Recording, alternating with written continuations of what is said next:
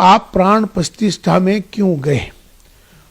आप चीफ इमाम हैं, आपको जाने का अधिकार ही नहीं है, आप इसलिए आप पर कुफ्र का फतवा जारी होता है। दूसरा बिंदु उन्होंने ये दिया है कि आपने इंसानियत को धर्म से ऊपर कर दिया है, ये आपका गुनाह है, इसलिए आप पर फतवा जारी होता है। तीसरा गुनाह यह है कि आपने धर्म से ऊपर उठकर आपने कहा है कि राष्ट्र सर्वोपरि है, देश को आपने ऊपर बना दिया है, इसलिए आप भी इस फतवे के लिहाज से आप खारिज हो गए।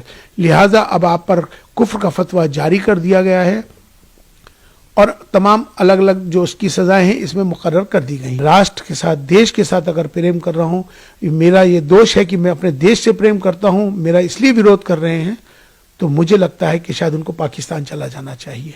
हम माफ़ी मांगने वाले नहीं हैं और ना ही मैं माफ़ी मांगूंगा, ना ही मैं किस तरह का इस्तीफ़ा दूंगा, और जिस तरह से वो जो चाहें कर लें।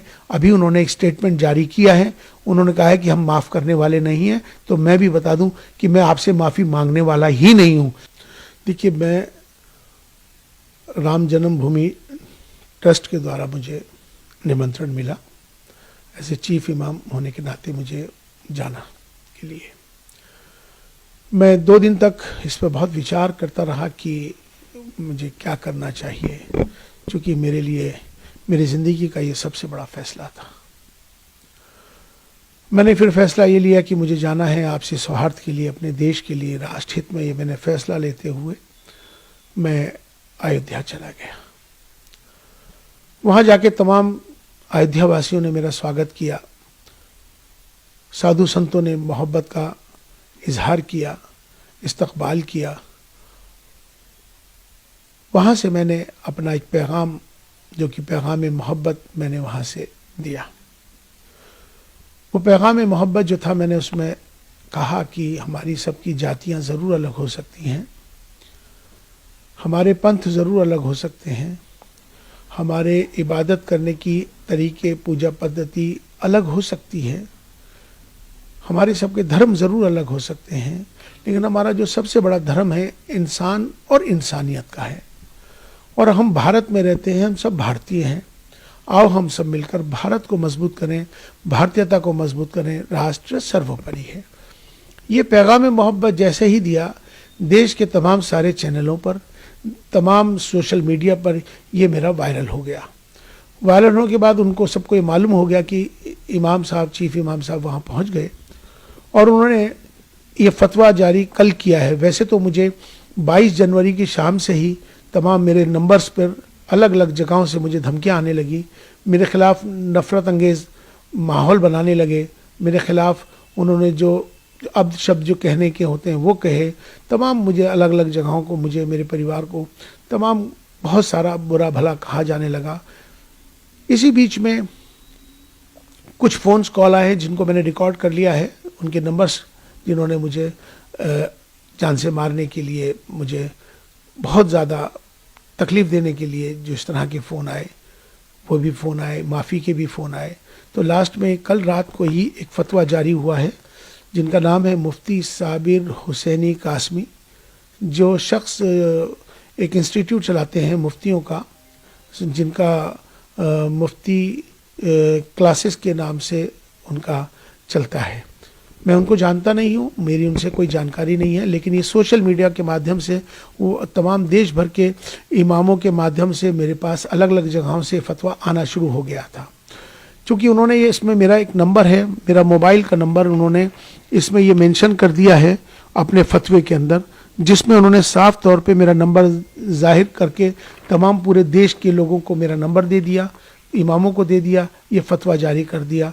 उनसे इन्होंने कहा है कि ये माफ़ी मांग लें, मेरा बायकाट कर रहे हैं, और मुझसे उन्होंने कहा है कि आप जो है इस्तीफ़ा दें, वरना आप अपना अंजाम सोच लें। इसमें उन्होंने 4 बिंदु इसमें बुनियादी हैं, 4 बिंदु इसमें बुनियादी हैं। एक बिंदु उनका ये है कि आप प्राण प्रतिष्ठा में क्यों गए? आप चीफ इमाम हैं, आपको जाने का अधिकार ही नहीं है, आप इसलिए आप पर कुफ्र का फतवा जारी होता है। दूसरा बिंदु उन्होंने ये दिया है कि आपने इंसानियत को धर्म से ऊपर कर दिया है, ये आपका गुनाह है, इसलिए आप पर फतवा जारी होता है। तीसरा गुनाह यह है कि आपने धर्म से ऊपर उठकर आपने कहा है कि राष्ट्र सर्वोपरि है, देश को आपने ऊपर बना दिया है, इसलिए आप भी इस फतवे के लिहाज से आप खारिज हो गए। लिहाजा अब आप पर कुफ्र का फतवा जारी कर दिया गया है और तमाम अलग अलग जो उसकी सज़ाएं हैं इसमें मुकर्रर कर दी गई। लेकिन मैं उनसे ये बात कहना चाहता हूँ, पहली बात तो ये इस्लामिक देश नहीं है, ये भारत है, ये सनातन भारत है। इस भारत में हमेशा से सर्वधर्म संभाव की बात है, यहाँ एकता अखंडता की बात है, अनेकता में एकता की बात है। अगर उनको मेरे इस पैगाम मोहब्बत से तकलीफ है, मेरा विरोध कर रहे हैं, तो उनको मुझे लगता है कि अगर मैं राष्ट्र के साथ, देश के साथ अगर प्रेम कर रहा हूँ, मेरा ये दोष है कि मैं अपने देश से प्रेम करता हूँ, मेरा इसलिए विरोध कर रहे हैं, तो मुझे लगता है कि शायद उनको पाकिस्तान चला जाना चाहिए। अब वो लोग जो मुझसे मोहब्बत करते हैं, जो देश से मोहब्बत करते हैं, वो मेरा समर्थन करेंगे। जो मेरे से नफरत कर रहे हैं मेरे जाने पर, मुझे लगता है कि शायद उनको भी पाकिस्तान जाना चाहिए। यहाँ पर मोहब्बत का पैगाम हमने दिया है, हमने कोई गुनाह नहीं किया है।